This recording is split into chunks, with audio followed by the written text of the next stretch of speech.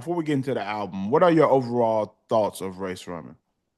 I think like just raw thoughts for real. I just think they had a period where they were like, shoot, bro, they were the most exciting like duo, one of the more exciting duos in rap at that time because it was just feel good music. It was just good party music, bro. Like strip club music, like anthems. Like it was just a good time to be, especially because the bulk of their career or music, like at its peak, was when I was in college or headed to college. So I'm like, bro, this is like crazy. Like, you know what I mean? Like, Black Beatles, everybody was frozen and suspended in time for the mannequin challenge, bro. That was a time that everyone who's like a fan of rap like remembers. So I would say like, man, and just in general, they were just like one of the hottest duos at that time, like mid 2010s, late 2010s for sure. Absolutely, man, and I could not agree more. I think that they are I think that they had a very unique sound at the time. Hmm. And I think that they were making really just great records. Like even their songs now, you'll still be out and hear one of their songs, and you still get that same feeling where it's like, no, these were great songs They were. that they were able to put out, and just a unique sound, man. And I also have to give them credit, man. A lot of people don't know, like they're out of Mississippi, and Yeah. some of my roots are in Mississippi, man. And I always give people from Mississippi credit because it's it's hard to make it from Mississippi. Let me tell you. Oh yeah. Yeah. We're talking It about the is. poorest state in the country. Hmm. We're talking about, you know, never really had a full representation in hip hop as far as like a movement. Uh, Yeah. Outside of like maybe what, a David Banner, They've had David Banner, Soldier Boy. They can claim Soldier Soldier, Boy for sure, and yeah, I mean, and Big Crit. You know what I mean? and Big Crit. Yeah. Those are the only ones that they really had who've made it, who've had some mainstream success. So, I think that it's dope the fact that they were able to come out and really put on for themselves. Sway Lee, of course, does a lot of writing for other people now. Hmm. Kind of leaned into that. I know he's done some writing for Beyonce and some other artists as well.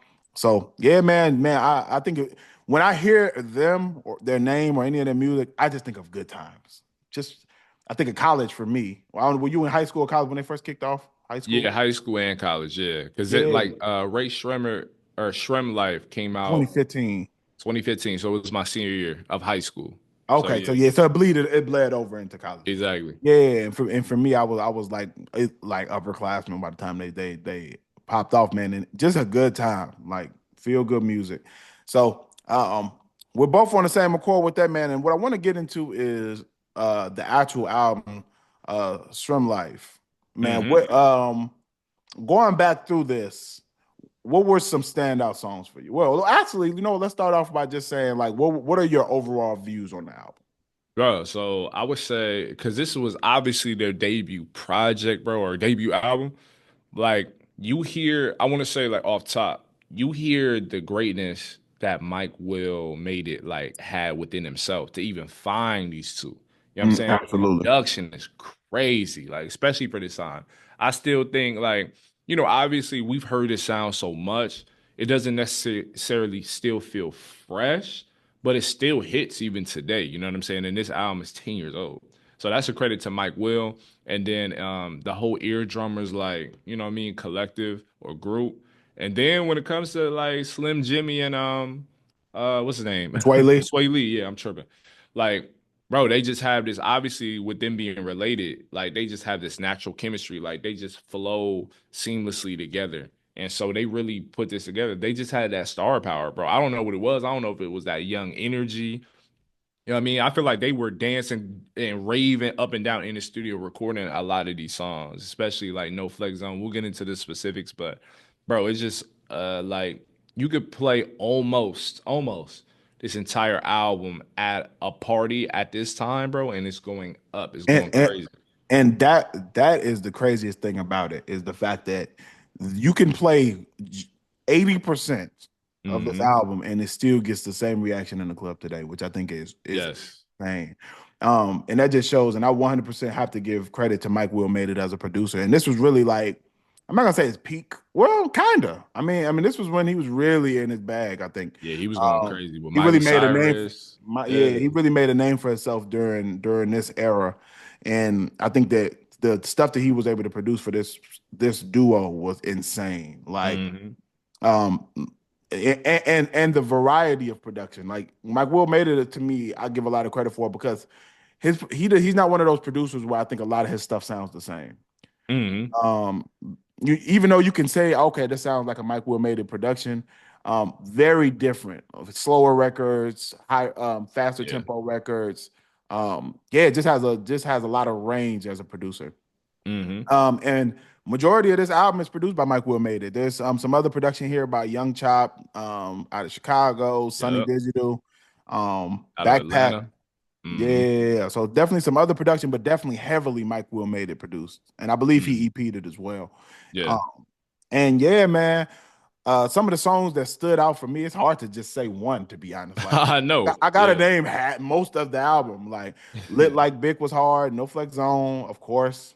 Hmm. One of my favorites on here is Come Get Her. It's just Yes, I've bro. Classic. always like that.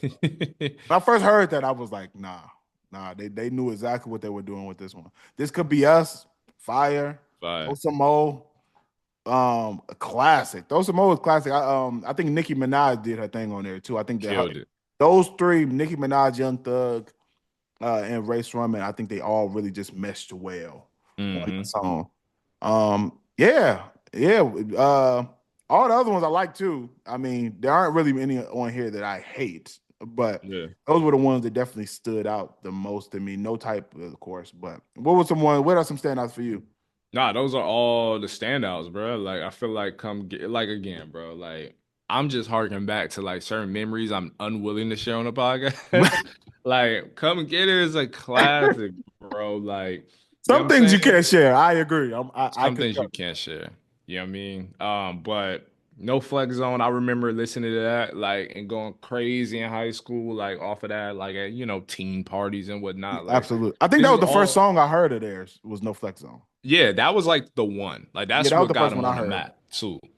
Um, so yeah, bro, like this is honestly a great album. What's crazy before we decided to enter or review this project, bro, I was like, because I hadn't heard it in so long, I was like, okay, SremmLife, cool. Like, because I think for me the most formative project was SremmLife 2. Like I think for a lot of people, like that was Mm, also one that like kind of drew in yeah. not only rap fans, but like fans of music. Oh You know yeah, what I'm that one saying? was good too. So, because like I said, the mannequin challenge took everybody by storm. So, which is so stupid in hindsight. Like, why did we do that? But it was a moment, bro. Yeah, It was a moment. a little ridiculous, just a little Yeah, bit. you know what I mean? But no, this is a great album, especially with it being their first. Like, this is something I would have expected from like a more seasoned, maybe artists that kind of like was still figuring themselves out because they were so young, bro. Like, I don't know their exact age, but they were young doing this, and doing it how they were. And so, yeah, bro, like this is a real staple in the mid 2010s, dog, that I wish people wouldn't forget about. And I hope they don't, because like so many classics that still have play today, like you said. Yeah, I could not agree more. I think that this album is a standout because of it's not. I think a lot of times they don't get credit just because a lot of people don't realize that all of these songs were on one album. And I They think that don't, bro. They and, don't. and you know what? I think that is if when you can have this many hits and natural hits, not hits where it's like you can tell that there was just a bunch of money dumped into promoting this, like some of the newer Hmm. artists. I ain't gonna say no names, but there's some artists now where the song is kind of forced upon you so much that For it's like yeah, it becomes a hit by default. These were songs on this album that were not the singles became hits. And I think yeah. that's what was the craziest about it. Like I don't remember Come Get Her, I don't even remember being rolled out as a single, you I know. don't remember that, Up John. Like Trump, I Yeah. don't even remember it being pushed as a single, you know. Nah, But these songs still became extremely popular. And I think that Lit Like Big same one. And I think that when people like songs that end up like becoming they get played in the club regularly that were yeah. not the single, that is a Hmm. sign of an It's a amazing great artist. sign. It's a great Yeah, sign. And I because miss organic hits like that. Like I miss hits where the audience found them versus like having curated like hits that are just forced upon you through either social media advertisement or whatever game these music publications or not music publications, these music labels and streaming platforms are playing now, bro. It's just like it's kind of it's kind of just doing too much, bro. Like, let the audience find the music and appreciate it for what it is. This album is just really just the perfect. All the elements are meeting at the perfect point, bro. The production, the like ambition of the artist too. Like they're hungry. You can tell they're like, yo, I want to make it. Like I'm pouring my all into this. And I just feel like they did it up in the best way you can. And Yeah, and especially they, coming out of Mississippi for sure. especially coming down to Mississippi, man. And they made a fun album. And you know what I think today that's missing is we need more of this. And that's why Mm, when we started it, I said that I think that this is like hip hop hasn't really been the same since they left. It's not to say that there aren't fun records. mm, Um, like Uzi's joint was fun. They had the kids dancing and doing, there are songs, but like I can't. What was the last fun project like the ones that Rae Sremmurd were putting out, where it's like this is a whole album full of just fun party songs, not drill, not that's what I'm murder saying. based, like just fun records. Yo, and not like druggy, you know what I'm Yeah, saying? no, Lean, like whatever, Molly, we whatever. outside having fun, lit. I would say since this and Fetty Wap, I don't. Oh, that's a good one. Bro, honestly, I can't even think of one, bro. I Yeah, I mean, I can't. guess you would have to just say Drake, but maybe Drake has fulfilled that spot for since this time period. But Cause I mean, even still, though, I don't even remember a Drake project that to me felt like this, though. Like no, the no, only one.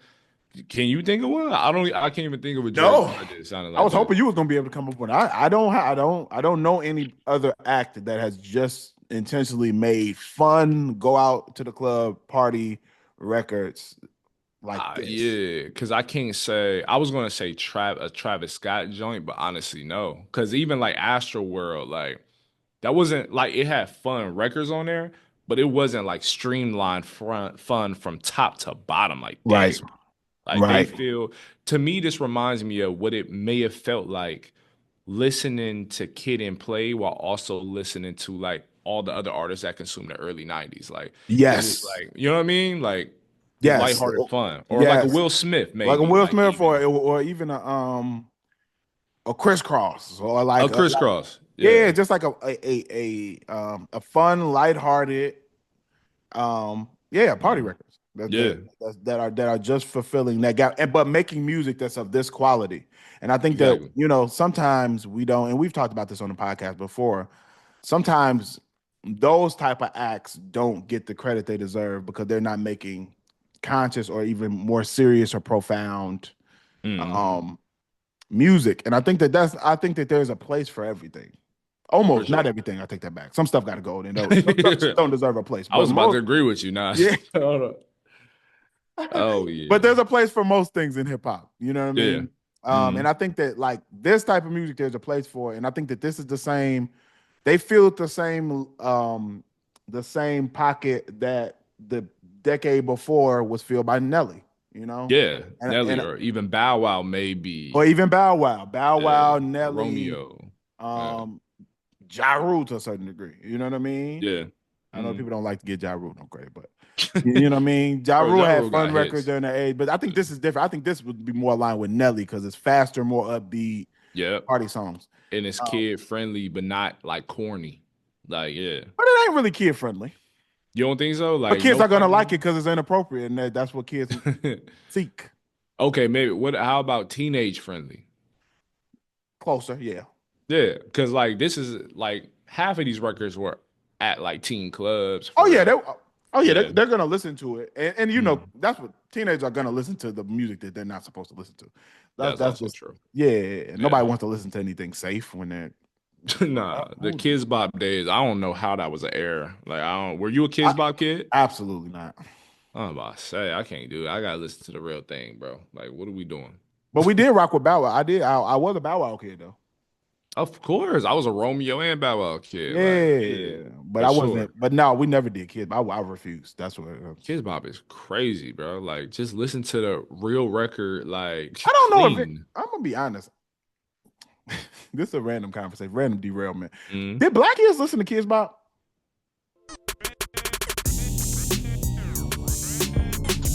Rap and Reason podcast with Dr. Jeremy C. McCool and Earl Hopkins.